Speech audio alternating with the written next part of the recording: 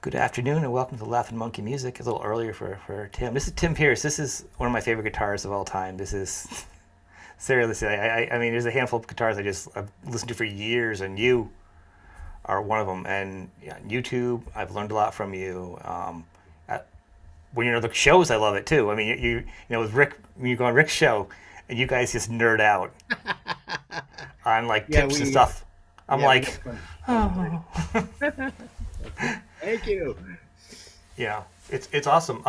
So people don't know. I don't know who would not know any, at this point.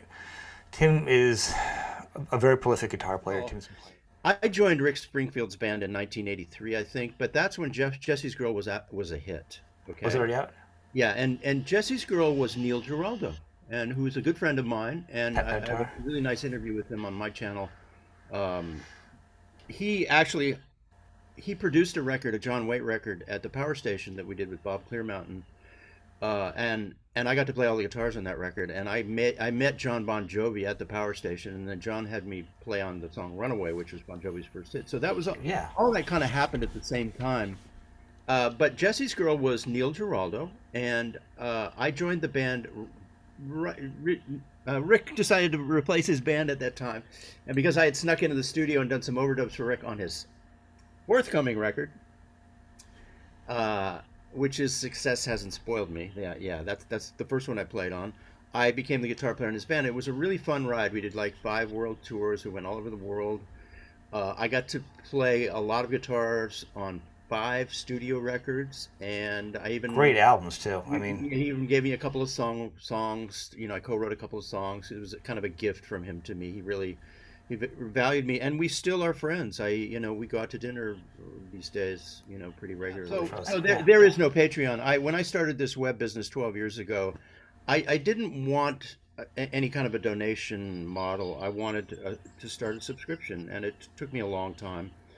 Uh, but I built it up over, really I started 12 years ago, and we have 4,000 members now, and I have 4 employees. I have a full-time film editor and then 3 part-time employees, and that's the actual monetized side of the business. The YouTube is the free side, and and then the subscription, the masterclass, is the monetized side. So I just wanted to kind of, you know, yeah.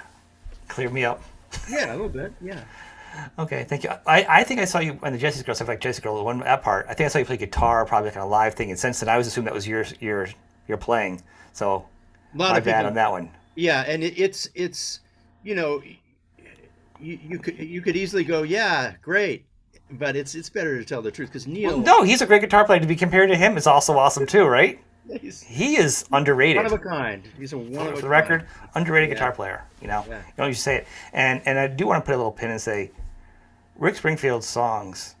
And I've always been a big fan, but I mean, like, he was always ahead of the curve. Like his lyrics about, because he was like much more mature than the pop songs. They were great pop songs. It's so hard to write a good pop song, and everyone takes this for granted. They weren't just like disposable. He was at his peak, and he figured out to do the perfect pop song. He's mastered it. And those albums, because he was talking about some serious issues, but they're fun, and you didn't realize it. And he had love, and he had, we're talking about like sussing, like the words he even used. Like you're like, what? Like his songwriting skills were not really, I don't think, appreciated either. You know, Well, and he still does write great songs. He I does agree. I an just listened to Snake King the other day. It's Yeah, great. he does an album just about every year, if not more. He tours all the time.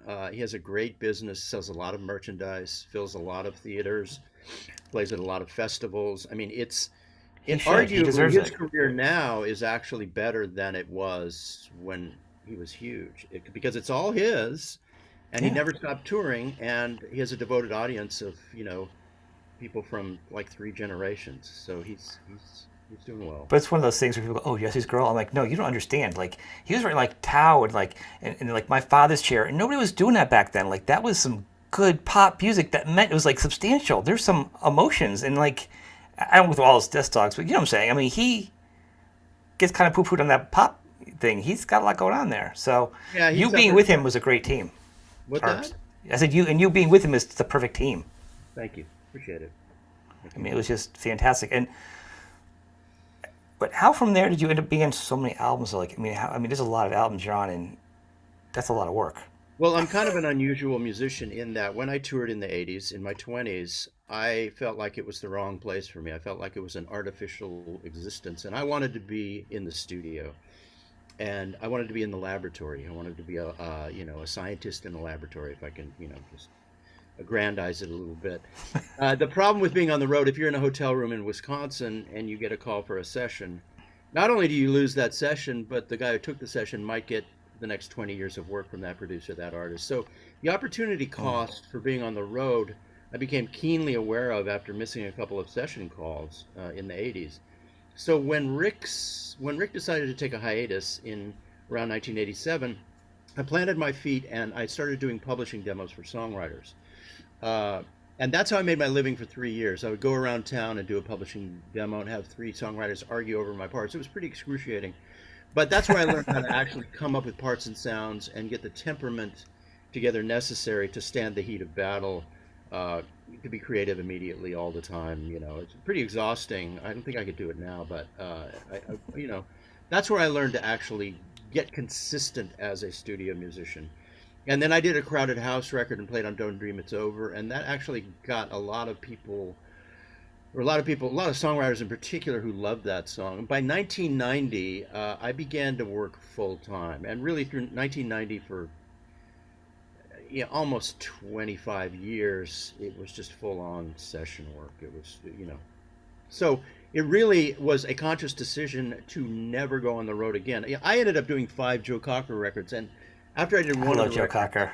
yeah, I did one with in the '90s with him, and Chris Lord-Alge and Roger Davies produced it, and they asked me to go on the road, and I said no, and they offered me more, and I said no, and they offered me more, and I said no, and then they hired somebody else. And I remember that summer I had no work, and I was sitting there going, "You idiot! You could have gone out on the road with Joe and done this thing." But even that summer, I made some connections with people that have lasted a lifetime. Right. That's so the opportunity cost has to be weighed against disappearing, and that's just the job of a studio musician. It always has been. You need to be available all the time. So that's why I did it. That's why I stayed home. Phil Collins, the same thing. He asked me to go on the road. Just no. How, but like, just gotta be. First off, you're a very kind person, and there's something about the way you teach. And I love to watch you play. It feels very effortless, and it just it's very you're very aware and conscious, but it's also flowing at the same time. The way you kind of like, I feel like you're on both parts. Like I feel like it's naturally coming out of you. You're not thinking about it, but you're also very aware. And to me, that is the best part of any playing, and that is why you're one of my favorites because you know it's how you play. It's effort. The effort you put into it is different, and the psychology you have to play with different guitar players and different musicians and all these different artists. Some of them have egos, some of them don't. Behind the scenes, some of them are a lot more cool than you'd think they are because they're just people. And your temperament is so chill. It's in the way you've molded your songwriting. I mean, you've probably perfected yourself where to put stuff in now. You could be a college professor of just teaching songs at this point. You know what I mean? How to write the perfect song. If anyone's close to it, you probably got the key to it. You know. So I think Well, the challenge. yeah, yeah. But do you have? I can follow. About eight of the things you said. Which one would you like me to follow? To I respond think to? the first thing is the psychology. I always think it's interesting is when like producers or people go in the studio and they record a band, you kind of have to be like a psychologist and a friend, and you have all these different personalities. And sometimes I've talked to producers, they'll be like, "No, I kind of do this, or it's my way." And when you do it that way, it feels like there's a lot more banging of heads. But for you to have this list of music and to work with this many people and be doing this well and still be who are talking to somebody like me with a tiny little channel, you're not that guy. Well, I never trusted the music business, and that turned out to be a really good thing because as you grow older, everything changes whether you wanted to or not. And I always had a sense about, just saving money and never, never assuming, because things are really fickle. You go, okay, so I am in LA, I work in Hollywood. What do I expect? Do I expect loyalty? No. But I do have my best employer over the entire career I had is a guy named Rob Cavallo, and he was also the biggest employer I had. He rose to become um, chairman of Warner Brothers Records before he kind of retired. And I met him on the Goo Goo Dolls. We did Iris, the first thing we did together, which is probably the best and biggest song I've ever done, and it's still one of the most played and streamed songs in history. And from that day, he was the most loyal person. He's been fiercely loyal to this day, even though now he kind of chooses projects just for fun. He always chooses me as a guitar player, and he always did. And so that's the one exception. Rob actually had a loyalty that is kind of unusual, because most times you work with people and they move on to the next team or the next artist. And there's a necessity in that because they have to refresh their sounds. And the way you do that is by, moving from one composer to another, one musician to another. So it's totally understandable. The point I'm leading to here is that if I did a and there is a perfect example of this. I did a Bruce Springsteen date that was really exciting for me. I played on a record of his called Human Touch when he was taking a hiatus from the E Street Band. And the next day, I was in a songwriter's apartment doing a demo. I always trusted the people in the middle, the songwriters who were doing demos, the independent composers, more than I did the people at the top, because the people at the top, they had to travel light and move quickly and trade out people. It's a business. I always trusted people in the middle more than people at the top. So that's partly the answer to your question, but the specific answer to your question, I worked harder, I stayed later, I said yes more often. That didn't mean that I wasn't feeling the rejection or feeling the anger when someone dismissed what I was doing. You feel all that, but you have to create a container where it doesn't ding your professionalism. Your job, if you're working for somebody for hire as, musical artist, is to assert yourself, but also remember you're trying to make their dream come true. And if you want them to ask you back, you really do bend over backwards, And I had a lot of people who asked me back a lot of times. So it's, I worked really hard. I tried to read the room. I tried to be supportive. Well, that's hard. Very much a people pleaser, and it is unnatural, but it works, and musicians. The hard thing is you do need to have your own strength and your own voice and your own opinion, but you need to be constantly watching that and asserting it at different times in different ways as you're working for somebody else, navigating, that hour or that day. The one last thing I will say is that when you meet somebody in a situation where you're doing their art, like the one day I worked with Michael Jackson, the idea is that for first 15 minutes, you have to make them feel totally comfortable and safe. And you also have to give them something amazing in the first half hour or the first 15 minutes. That doesn't seem stressful. That's where like everybody's shoulders drop, everybody relaxes. If you go like this and it's something, maybe it's not the thing they want, but if it's something where they go, oh, this is the guy. You got to do that. I said 15 minutes or half an hour, but that's almost too long. I mean, if you're sculpting some parts, certainly in the first 30 minutes, it has to be right. But even if it's not right, the first 5, 10, 15 minutes have to be, oh yeah, this is the guy. So hope that's a good answer. No, that's great. I mean, and that actually makes me think. So I imagine people were known for a certain sound or for a certain thing, but the artists you play on, I can't see you in a certain sound though. I mean, you're not death metal, but I'm saying you played a lot of different types of music. Like, so I don't think you were, like, I could see, like, this guitarist is a guy we call for salsa. This is a rock guy. I see you play your career's everywhere. Well, that's the job of a studio musician, and there are dangers in that. The reason somebody has a style, that's born out of limitations a lot of the time. And those limitations are what forces the person to be in this particular silo and have a style. Now, as a studio musician, you need to emulate every style. So there is a danger in that, but I just wanted a job, I just wanted to be, I loved living in LA and working for all these different people. And if you listen, you listen to yourself every day and you play, you realize that, oh, you are kind of doing a certain thing each time. But, I was always I'm a very natural rock player. And then I learned how to play R&B. So when I play rock, I don't imitate rock. It's real. And that was something people always sensed, Cavallo in particular.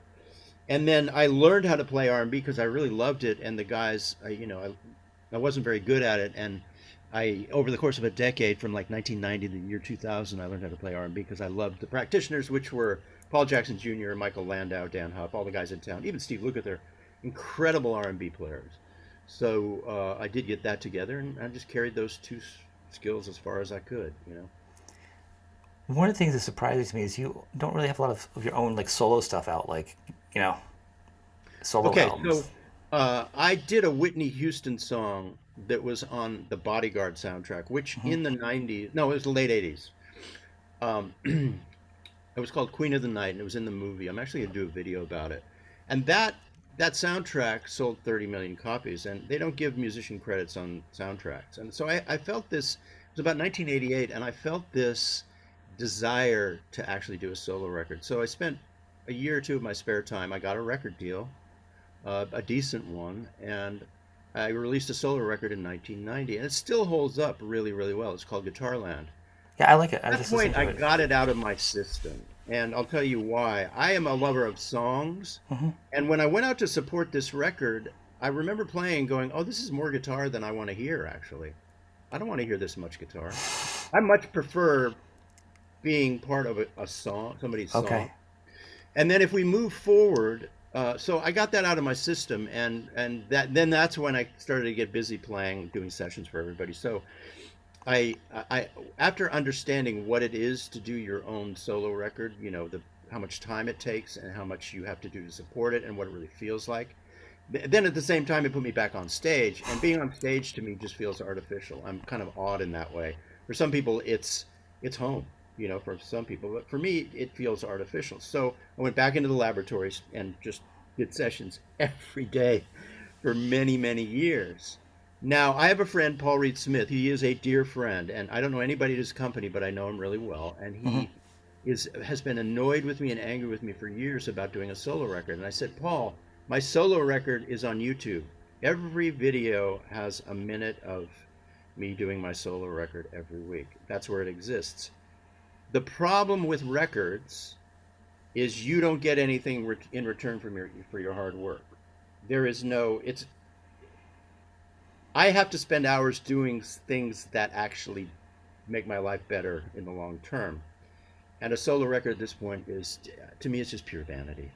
Well, you answered it. The first thing is you said, and this is one of my favorite things to hear is it's about the song. That encapsulates your career because you get enjoyment. Some people are like, I'm paying the bills. I'm playing as a session guy, but you're like, I'm playing for the song because I enjoy what I'm doing, and that's why the song's better. But you're enjoying what you're doing.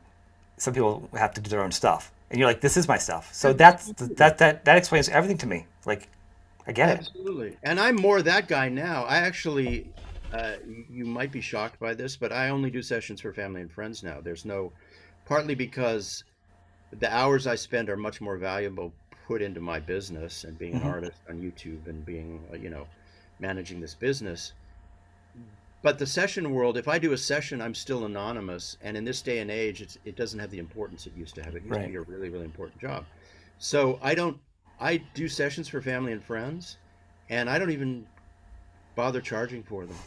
I'm finishing a record with Patrick Leonard, and I don't, we never talked money, and I probably won't even charge him for it.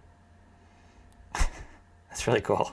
Yeah, it's just, there's just But no, that's the love of music. That's and this yeah, is yeah. it shows it bleeds over, and then that's why your channel. I mean, what you just offer on the free. I haven't dove honestly paid and gotten to the paid part of your stuff yet because I haven't had the time to invest myself personally because I spend a lot of time, as you know, doing a show. Even a small one takes a lot of time. But I will be going into that world of yours soon to be learning up in my game. But just the free side that you offer on YouTube is huge. It's so much to people it offers. Well, that's a necessity, and it's something that I learned a long time ago, and I'm still learning. It's a pretty challenging thing to do a good YouTube video once a week or three times a week and hold an audience's attention. It doesn't get easier, believe me, but it's a joy, and I'm proud of the amateur videos that we make. And thank you. Are you kidding me? I was just watching the one. I watch them all the time. You're talking about Joe Cocker. Then you do the Dwayne Allman one. And just you're fluttering up and down the neck just so beautifully. It's just so Yeah. relaxing to me. It's like um, the guitar nerd in me, and it's not like you're watching a video. You're like, what happened in my 10 minutes? What happened in my 20 minutes? Because you feel like you're in the minute, and that's the your personality. I think the way you communicate. Thank you. Thank you. Yeah, I've never been happier as a musician, and I feel like I can be an artist on YouTube. I either play along with these masters or I write my own music.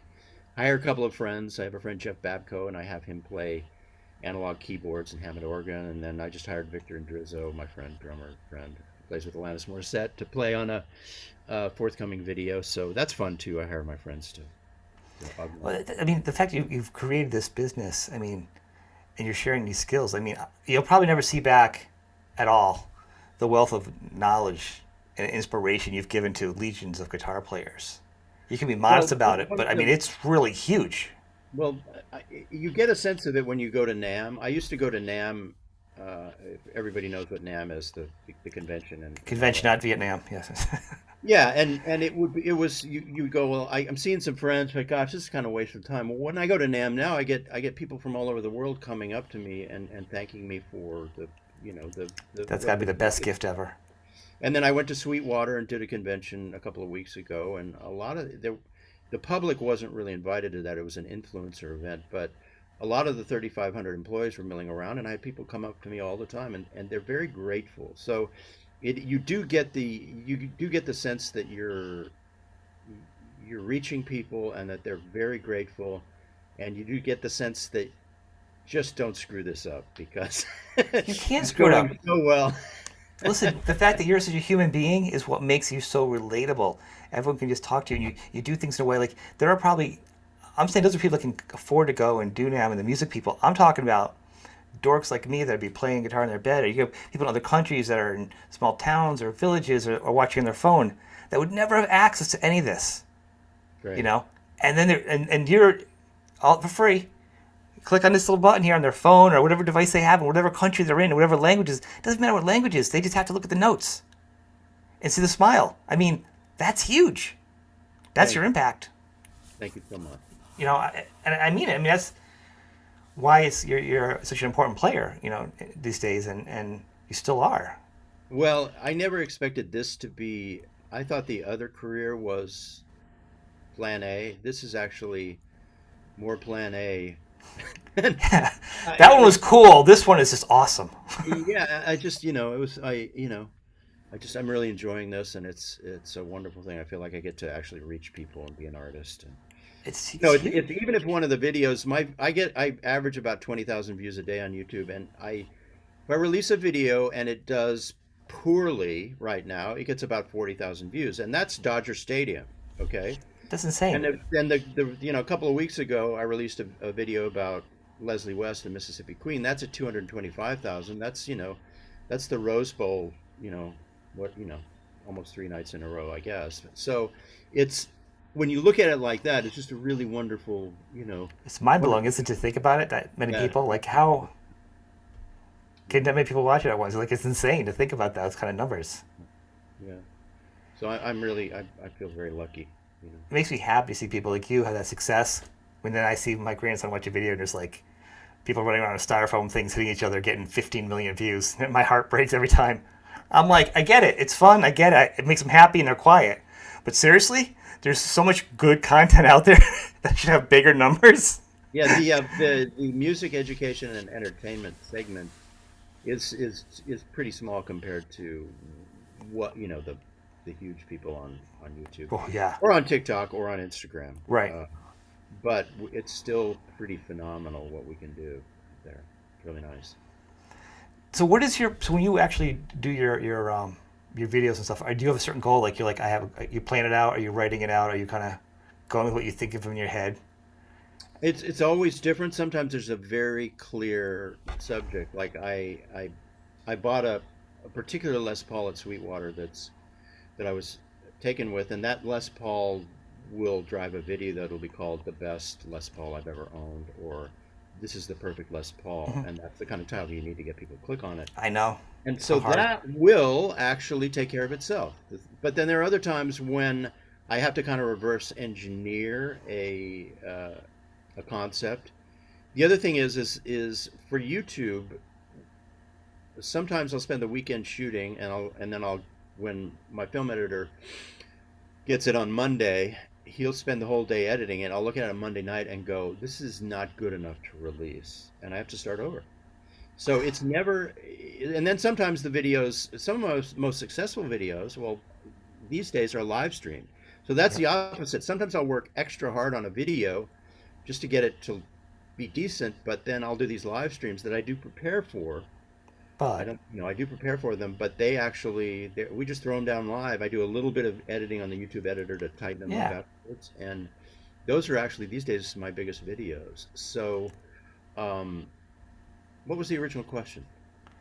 Something about racing horses. No, um, it was about preparing for the shows, and because I have a little background on a few different things like editing and video and stuff, and then doing a small show myself, and knowing the skills that you have and the amount of work that goes on behind the scenes, It's and insane. I don't think I see anything where I feel like you're like, oh, he's really stretching. You know what I mean? Like he's really hurt for content because it's hard to come up with content all the time for shows like yours. It's unsustainable. I mean, every YouTuber at a certain point ends up getting burned out, every single one, and then you just keep pushing and pushing and pushing. I have a pretty comfortable routine now, but we work really hard, and the it want no matter what you give it, it wants more. So, at my age, it's much, you see, if you're your 20s and 30s, you're much willing to do 3 videos a week. But I've been able to do right now. I'm at 2 live streams a week and 2 production videos a week, and that keeps my footprint. That's huge. Well, it keeps my footprint from slipping on YouTube, which Right. is all I need to keep the masterclass. I don't really need to grow the YouTube audience, although it does grow a little bit every month. But for me, more than that, it's about keeping my street corner, keeping my footprint. Because it gets during the pandemic, while it was great for all of us, every guitar company did their best years ever. All of us who have educational products did really, really well because people went home and wanted to learn guitar. So A a boom. boon for those of us who actually have educational sites and stuff like that. But uh, it also meant that YouTube got incredibly saturated with every friend of mine in the world, every guitar player started a YouTube channel during the pandemic. So then all the competition got greater. So just holding your own street corner, as it were, in a much more crowded environment became, a real deal. Well, you've held your breath, and it's kind of gotten past the part of it, because you see the boom, and everybody's got this, and like I joke, I'm like, I wouldn't even started a podcast thing if I knew how many people were doing it. And yeah, keep going. Yeah, keep going because it is. Yeah, you realize at a certain point you're doing this for yourself and for your A audience. 100%, and I'm gonna tell you, it's the love of music, and I Everything don't. else is irrelevant. There's no The profit making. numbers, No. yeah, everything. This talking to you, I talk to other artists. It's a gift, and then having a conversation that hopefully someone else would have the same exposure to talk to you, a little bit different than your show.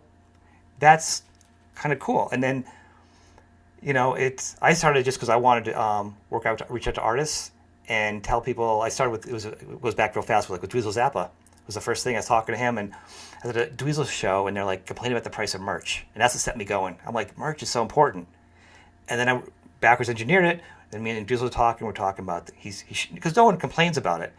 So I'm going to be the voice complaining for everybody, saying, hey, go on the websites. No one's touring. Get the merch. The shirts cost X amount of money. They're touring them. It's the gas. The clubs are taking a profit. These guys are not living like rock stars. They're huffing it out. And, it's a hard gig. Support the artist. And that's been my mantra. It's changed a little bit now because, things have loosened up a little more and artists are out there. But that's what it was about. I mean, and it's evolved. But for you, you got in early I and got your did. product but as an original, not as a copycat. You had your own little model. It wasn't just a music show because you had a lot to offer. And as a content person, for me, it's very exciting. I'd be like, oh my god, look at your history. I have a million ideas. So if you're ever thinking of ideas, Okay, all right, all right. I'll have a reservoir of ideas for your shows because for me, I'm like, you've got so much to tap on to as an outsider looking in. And I've watched probably most of your videos. I'm probably most of your numbers is me. Oh, thank um, you so much, thank you. and to keep doing it is incredible. And to hear you're going to keep doing it to me as a fan is good. Well, I And have a system set up to where I have to. Like I say, I have 4 employees. There is a spend on the business that never goes away, and it's a good motivator. I have to get film in front of my editor, who gets faster all the time. So It's great. It's And a it's good. weird, right? There's no end game. Like people are like remember TV, you have this X many seasons, you read this and that. You YouTube, you're kind of your own channel, your own TV thing, your own. And I'm also a podcast, and I'm like all these different things, and then you're your own person. And they're like, how much are you gonna release? What is your end game for each creator? I mean, yours is huge. You have responsibilities. I have, not like that.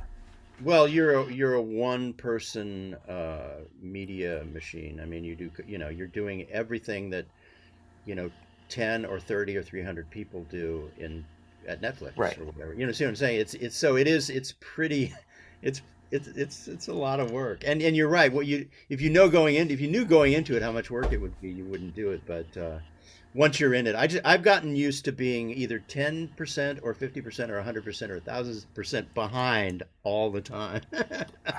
I know I'm that just feeling. running behind my to-do list, just chasing.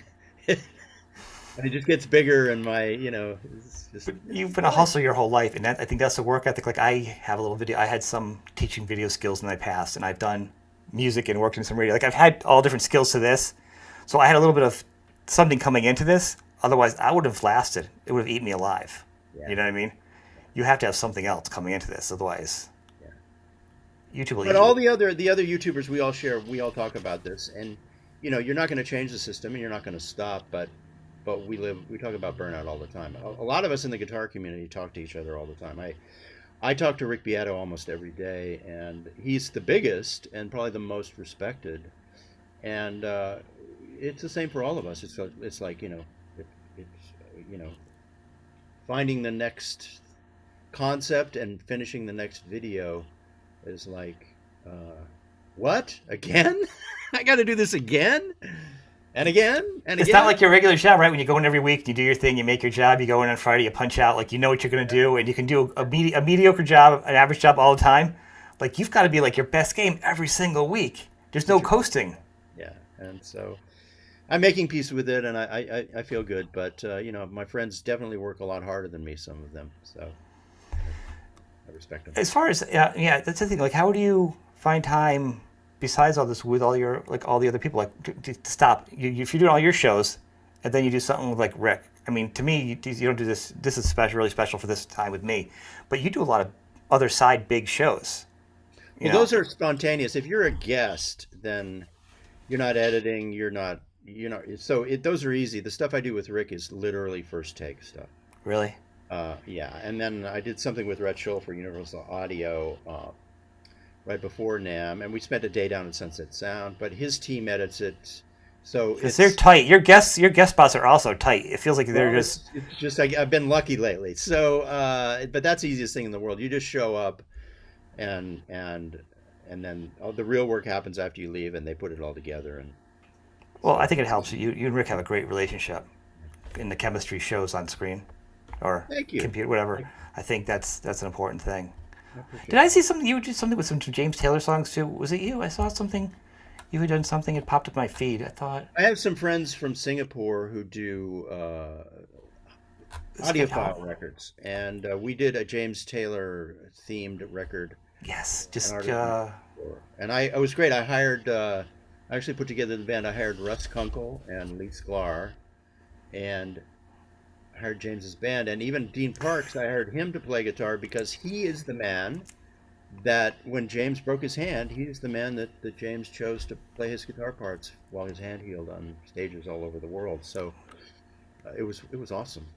it was. I can't think of the name. Was it Jenneth? Jenny? I can't It's think of the Cynthia. name. Her name's just Cynthia. Yeah, Thank yeah, you. Cynthia, I yeah. saw it in a thing. I listened to it, but like when you listen and you see things either it's on YouTube or downloads, like I don't know. I was talking to like Bill Buford on his albums. I'm like, and he sent me this like a collection of his big 3 CD thing, right? And I'm looking at it, I'm like, I didn't even know you were on all these songs because if you go on iTunes or Spotify or whatever, not saying anything, you don't know anymore who the artists are in these albums. Right. So like when I heard it, I'm trying to think, I always catch the names because it's like this digital world, I lose it. I knew it was you. And that was it. And I was like, I don't know who this other artist is. And sometimes I can reverse deep dive. But you don't know now because the credits don't, Yeah. it's a free for all. Yeah. Yeah. It's But become less. my point is, it's a beautiful album. It's a beautiful album. Thank you. Thank you. And I actually tried to remove myself from it. But the people I worked with from Singapore, because I said, Dean should be your guitar player. This should be your band. So I was basically the second guitar player. Uh, and it was fun. It was great. It's People, I love these nice. people. I'm just going for production, and I love the sound of that album. I love the production of it because there's a balance of not being too produced but feeling really live. Yeah, it's very live. That's the very perfect trick of if you can feel like it's live but it's clean. She's a beautiful singer. The guitar tone, everything is great. I mean, it's James Well, Taylor. it's analog too. That's part of it. That's part of what they make an analog record and then they make a vinyl record. So it never leaves Nice. the analog realm. So that's what those guys do. It's really fun. And that's actually on your YouTube channel too, right? Is it somewhere on? If they Google you, they'll find you on YouTube, and that's that album to check it out. Oh yeah, all you have to do is Google me, and if you want to find the place, there is a link on my website. It's called allmusic.com. If you click on allmusic.com, you put my name in. That's where the aggregate Okay, of record credits are, and there's over 1,000 of them, and even stuff that I've forgotten. You know, oh wow, I did that. Forgot. that's insane.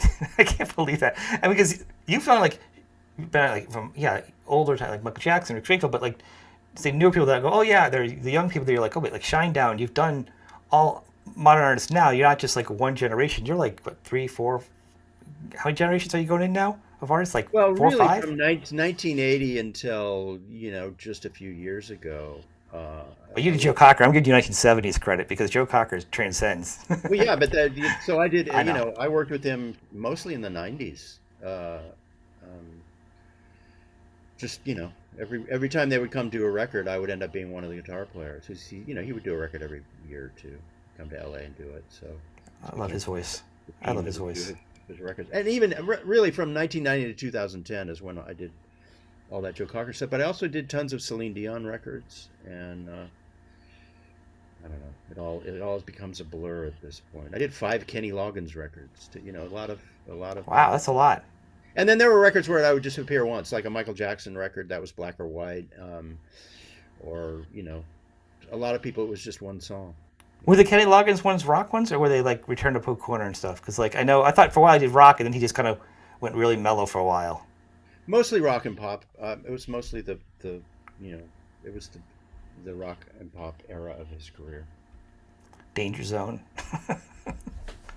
That I was know it not. wasn't Danger Zone. I'm saying, but that's talking about that's the Kenny Loggins Yeah, we're talking about. The yeah. I'm all right to Danger Zone type of pop music Yeah. is what I'm saying. Not you. Footloose, whatever. Footloose, yeah. I'm all right. Yeah. So all right. So you also have your paid academy thing, not thing, but piece. I'm at a loss for words with this. You have so much information from you. Can we talk a little bit about like what people would get into? Like, is there a certain level, like entry level, beginner, to appreciate it? Right. When I started, I was aiming for low, middle, and high intermediate because I honestly didn't know how to teach beginners. Hmm. So I started the master class is what I call it about 6 years ago, and I figured it was intermediate players who basically wanted to play up to my level. I mean, there are levels beyond me. We see these guys all the time, but if you wanted to play up to my level, then my place was. And so it's basically a giant basket of content. It's got about 13 categories, and there's 1,700 videos, 140 hours of content. Oh, And it's lead guitar, rhythm guitar, tones, strategies for soloing. I have guests. All my live streams end up in there. Uh, and lately, I finally started a beginner's course, and we're up to 100 videos just in that course alone. And I'm going to keep adding to that because now I'm a better teacher. I've learned to teach on the job with this thing. I know a lot of my YouTube friends, the guys that I hang with, they're better teachers than I am, way better.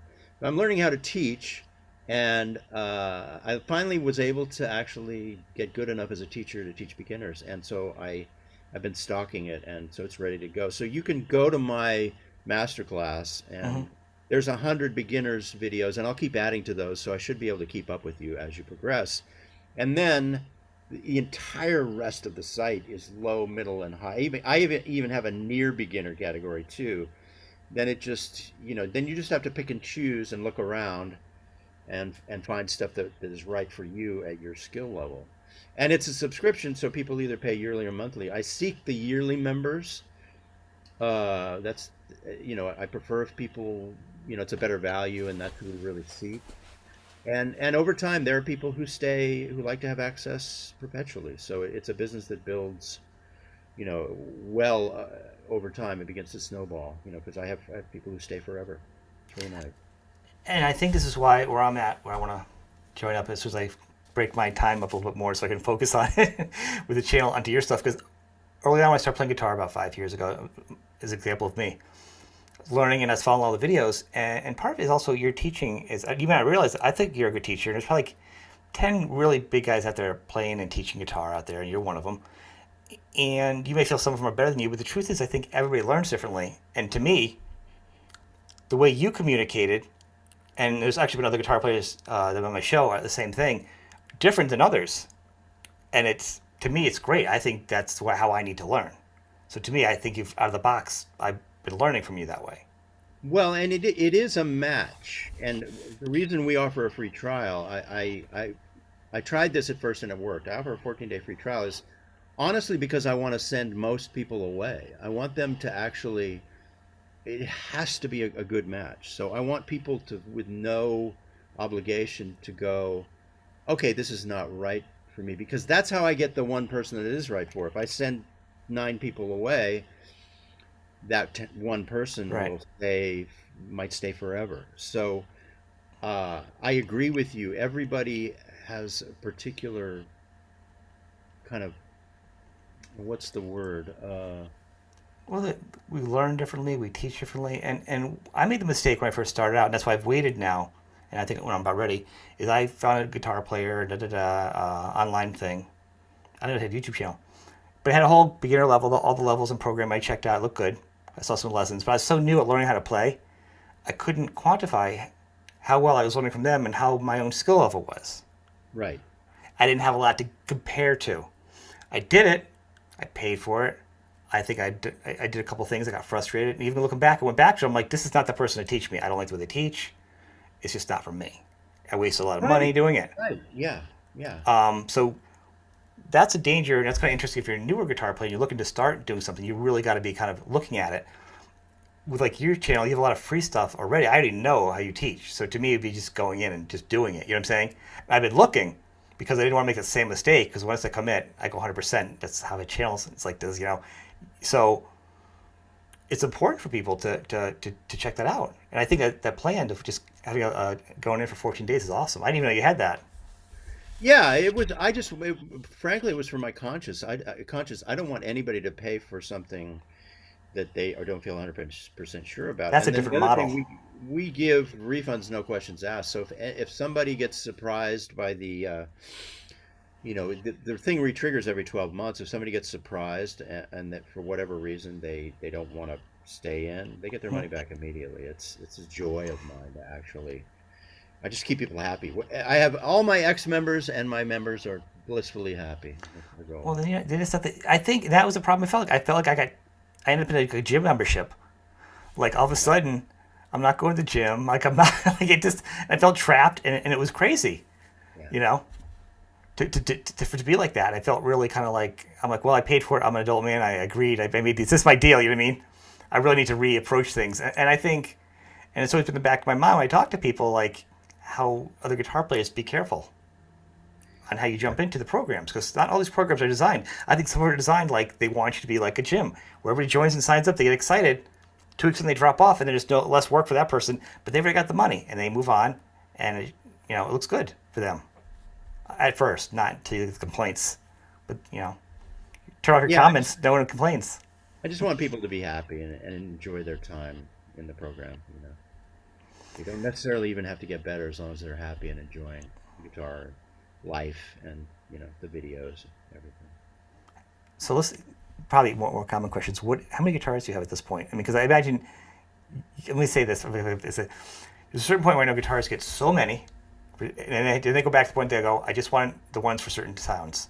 And then they go through a point where I regret what I gave up the first time. And then they go through another time where like, I just need a few, and I can, at this point, emulate most of the sounds I want. There's a certain, like parts that guitarists go through in their lives, it feels like, you know. Well, during the 90s, it was kind of an arms race. So you would show up at the studio, there would be a truck full of gear would show up, and I would bring probably 40 guitars and What? amps and pedal boards, and then there was the rack in the in the 80s and early 90s. There was the Are you rack. serious? I'd be like, what are we paying this guy to get in here? All the gear Exactly. coming in. Jeez. So, but it was typical. Studio musicians brought in because what the thing was, somebody might ask you, "Hey, do you have a Jaguar?" And you had to say yes. "Hey, do you have an old Telecaster?" You had to say yes. "Hey, what 12 strings do you have?" "Hey, how many Right. acoustic guitars do you have? Let's try all your acoustics." So you really had to show up because you never wanted to say no when somebody asked you, "Do you have an old Gibson acoustic?" Right. You got a Martin, So I I have around 100 guitars, probably over 100 for a while, but I sold a lot of gear last year because now um, I'm distilling it, I'm refining it. It's becoming, more of a I'm Right. keeping, and I keep getting new ones too because a lot of times I get these guitars at no charge now, and so it's still there's an inflow and an outflow, but it's around 100 usually. That's pretty good. What what would you say your favorites are? Do you have any favorites that you Well, focus I on? love the Paul Reed Smith guitars, and people are very opinionated about those, but they're so easy to play, and the consistency is amazing. I have a good relationship with Fender, so I'm playing their guitars more right now. And then I found this amazing Gibson Les Paul, this Murphy Lab Les Paul at Sweetwater that I bought. That's great. So and then I really represent boutique builders, guys who make 5, 10 guitars. Tom Anderson makes about 900 guitars a year. 900. His guitars are even better today than they were. It's phenomenal the work he's doing right now. So I don't really have a favorite because they're all, they're just, I love them more than ever, and they're all different and they're all unique and Right. I also said right now. Like, what's your favorite album? Well, right now, you know what I mean. exactly it It'll changes. change, because you'll go. I mean, I only have a few, so I don't have that issue. But I would be overwhelmed. You know what I mean? I wouldn't even know what to do. Yeah, And they all sound different. I mean, they literally sound they different. do. Even the same brand. I mean, I've gone to the point now where I like going pawn shop for guitars and sounding them out. You know. And it's so different than when I was a kid and a teenager in the 70s, and a guitar player basically had one guitar. Even if they were the biggest guitar player in the world, they generally had one guitar that they would play most of the time. And I Yeah. only had one guitar that I would play most of the time. It's just getting into the studio, you know, it's just become kind of it's Your such a paint. huge industry, the guitar business, that people end up, and it's great to have, it's great for any guitar player, it's great to have up to 10 guitars because it's going to put you in different styles, modes, inspire you in different They're ways. beautiful works of art too. I mean, let's face it, They are. they're beautiful. Uh, some of my kids, I've got more guitars elsewhere too, and then my kids got ukuleles, and we got, my kids play. They won't play with dad because that would be uncool, but they do play. But Yeah, it's yeah, I'm more in love with guitars than I've ever been. I really am. Yeah. that's fantastic. So I'm gonna encourage people. I want you to come check out your channel, check out timpierce.com, subscribe to you. Soon enough, you'll have me on your masterclass too, because I got to get going. I've been so distracted by doing this channel by not playing enough guitar, so I need to get back to what I love doing. Why I started the show, ironically, and I want to thank you, man. This has been awesome. You're welcome. I looked at your channel. I don't know how it came to me. Maybe did you email me? And then I looked at it, and you had just interviewed Lorraine Lewis from Vixen, and her and I are from the same hometown. Are you? I knew her in Albuquerque, and I think we have this. I think we were born on the same day. But you'll have Really? to check with her. But September 18th, 1958. But I really liked that interview. I because when you contacted me, I thought, okay, let's take a look at this, and I thought, oh, there's Lorraine, and it was a wonderful interview, and she had so much enthusiasm, and I thought, yeah, I want to do this. So Thank you. I yeah, appreciate all it. It means a lot to me that you were on. So yeah. check you out. Well, Okay, we could well, check you out. let's do another one sometime, We and will.